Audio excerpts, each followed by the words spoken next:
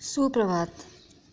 BA द्वितीय वर्ष के अंतर्गत आज हम संस्कृत साहित्य का इतिहास का अध्ययन करने जा रहे हैं।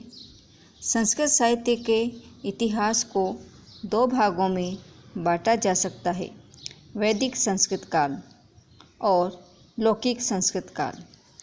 वैदिक संस्कृत काल, जिसका समय लगभग 2500 से 500 ईसा पूर्व था, और उसके बाद का लौकिक संस्कृत काल। वैदिक संस्कृत से मतलब वेदों में प्रयुक्त संस्कृत से है।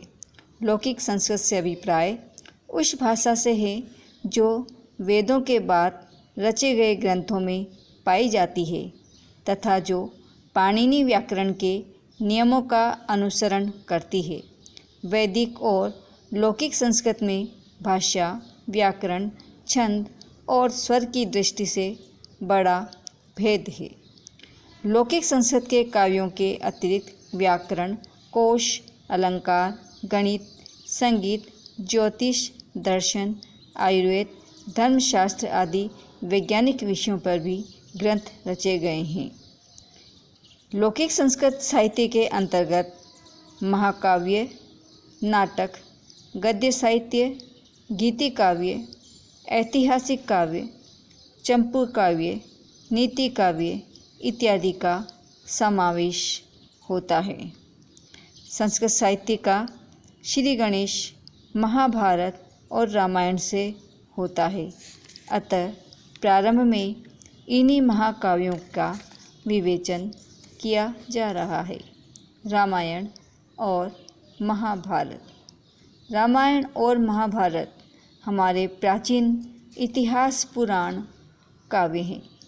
प्रधान कथा के अतिरिक्त उनमें अनेक व्याख्यान भी हैं। महाभारत में इन आख्यानों की संख्या रामायण की अपेक्षा अधिक है। आख्यानों का मूल रूप ऋग्वेद संहिता के संवादात्मक सूत्रों में पाया जाता है। आख्यान, इतिहास और पुराण ये सब ब्राह्मण ग्रंथों में भी मिलते हैं। सूत्र ग्रंथों से पता चलता है कि श्रोत एवं ग्राह्य कृत्यों के समय इन वैदिक आख्यानों का प्रवचन तथा श्रवण हुआ करता था। अश्वमेध आदि दीर्घ सूत्रों के अवकाश काल में कई देवताओं और वीरों के आख्यान सुनने की प्रथा प्रचलित थी। समय पाकर इस प्रकार की कथाओं और आख्यानों के कई संग्रह भी हो गए। उदाहरणार्थ सुपर्णाख्यान, जिसमें कद्रु और विंता सर्पों और गरुड़ की माताओं की शत्रुता का आख्यान है। रामायण और महाभारत जब ग्रंथ रूप में लिपिबद्ध हुए, उसके पहले ही लोग कौरव पांडव युद्ध तथा रामचरित संबंधी गीतों को गाते थे। यह भी संभव है कि इन विषयों के अतिरिक्त अन्य राजवंशों तथा वीरों की गाथाओं का गान भी होता हो। इस प्रकार की अनेक कथाएं रामायण और महाभारत में पाई जाती है। इन वीर स्तुतियों के रचयिता तथा प्रचारक सूत कहलाते थे। वे इनको उत्सवों पर राजाओं के सामने सुनाया करते थे। इन्हीं सूतों की जाति विशेष में रामायण और महाभारत के आख्यानों की उत्पत्ति हुई। सूतों के अतिरिक्त एक ऐसा भी वर्ग था जो इन स्तुतियों को कंठस्थ करके स्थान स्थान पर जाकर उन्हें गाकर सुनाया करता था। यह वर्ग कुशीलव कहलाता था।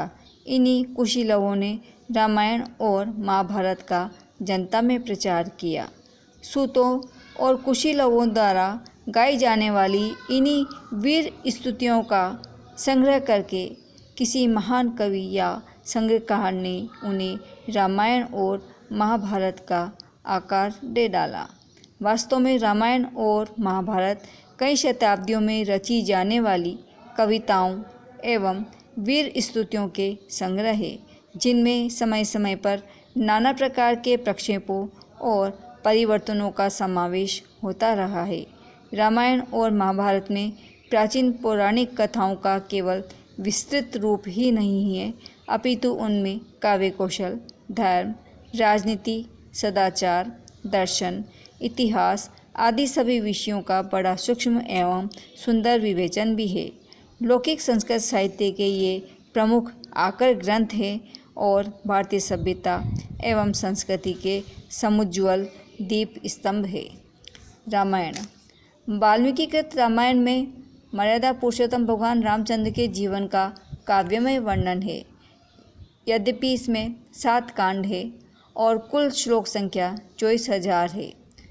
वाल्मीकि रामायण का प्रचार संपूर्ण भारत में है, तथापि सभी प्रांतों में रामायण का पाठ एक सा नहीं है। पाठ भेद के अतिरिक्त रामायण की कुछ प्रतियों में कई ऐसे श्लोक, वृत्तांत और सर्ग पाए जाते हैं जिनका अन्य प्रतियों में अस्तित्व ही नहीं है। रामायण के मुख्यतया 3 संस्करण हैं जिनका प्रचार भारत के भिन्न भिन्न भागों में है। दाक्षिणात्य संस्करण, जिसमें बम्बई और मद्रास से प्रकाशित रामायण आती है। कलकत्ता से प्रकाशित बंगीय या गौड़ीय संस्करण। तीसरा, होशियारपुर से प्रकाशित पश्चिमोत्तरीय संस्करण।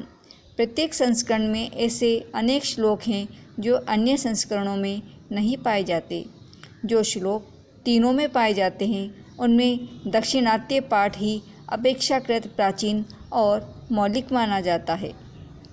इन संस्करणों में पाठ भेद का प्रधान कारण यह प्रतीत होता है कि रामायण प्रारंभ में लिखित रूप में नहीं थी। स्तुति पाठकगण रामायण की कथा कंठाग्र ही सुनाते थे और संभव है कि इस प्रकार कई शताब्दियों बाद श्लोकों के क्रम में परिवर्तन हो गया हो। अतएव ग्रंथ लिखने के समय रामायण के परस्पर भिन्न पाठ भी उसी रूप में लिखे गए हों जिस रूप में भिन्न भिन्न प्रांतों के स्तुति पाठकगण उन्हें सुनाया करते थे। फिर भी कथानक की दृष्टि से इन संस्करणों में मौलिक भेद नहीं है। रामायण में कुछ प्रक्षिप्त अंश भी हैं। क्योंकि लोकप्रिय होने के कारण रामायण में निरंतर कुछ न कुछ प्रक्षेप होते रहे हैं, उसके प्राय सभी आलोचकों का मत है बालकांड और उत्तरकांड मूल ग्रंथ में नहीं थे, वे बाद में जोड़े गए हैं। प्रोफेसर याकोबी के मतानुसार रामायण के मूल पाठ में अयोध्या कांड से युद्ध कांड तक 5 ही कांड थे।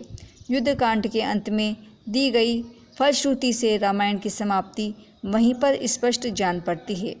उत्तरकांड कांड की रचना शैली अन्य प्रामाणिक कांडों की शैली से भिन्न है। उसकी आधी से अधिक सामग्री रामचरित से संबंध नहीं रखती और जो संबंध रखती है उसमें एकता नहीं है। उत्तरकांड में अन्य कांडों को देखते हुए पुनरुक्ति दोष तथा विरोधी बातें भी मिलती है। बालकांड की शैली बहुत उत्तरकांड की शैली जैसी है। उस भी प्राय आधा भाग रामचरित से संबंध नहीं रखता। उसकी भी अनेक पंक्तियाँ बाद के 5 कांडों से मेल नहीं खाती।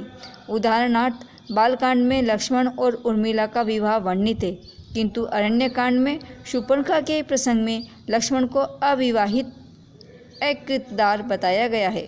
केवल बालकांड और उत्तरकांड में राम हमारे सामने विष्णु के अवतार के रूप में आते हैं।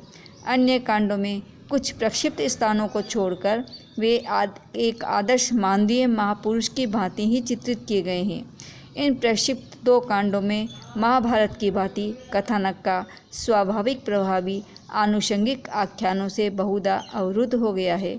अन्य कांडों में ऐसे आख्यानों की संख्या बहुत थोड़ी है। अयोध्या कांड से युद्ध कांड तक प्रक्षिप्त अंश है ही नहीं। इन 5 कांडों में कई प्रक्षेप हैं, पर वे भिन्न प्रकार के हैं। इन प्रक्षेपों की सृष्टि सूतों और कुशीलवों द्वारा हुई, जिन्होंने इन कांडों के हृदयग्राही अंशों का विस्तार कर दिया। जब सहृदय श्रोतागण दशरथ, कौशल्या या सीता के करुण विलापों का वर्णन सुन नेत्रों से अश्रु विमोचन करने लगते हैं, या राम रावण के प्रचंड पराक्रमपूर्ण युद्ध वर्णन से प्रभावित होने लगते हैं, अथवा नीतियुक्त शील सौंदर्य परिचायक उक्तियों पर मंत्रभूत होने लगते हैं, तब इन कुशीलवों को वाग विस्तार और अपनी कल्पना के प्रसार का अच्छा अवसर मिल जाता है। इस प्रकार रामायण के प्रक्षेपों की सृष्टि हुई।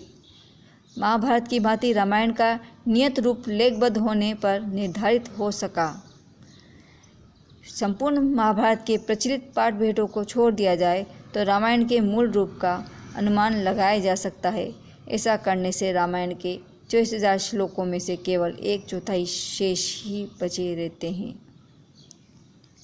इसी क्रम में हम अगली कड़ी में रामायण के समय के बारे में पढ़ेंगे। धन्यवाद।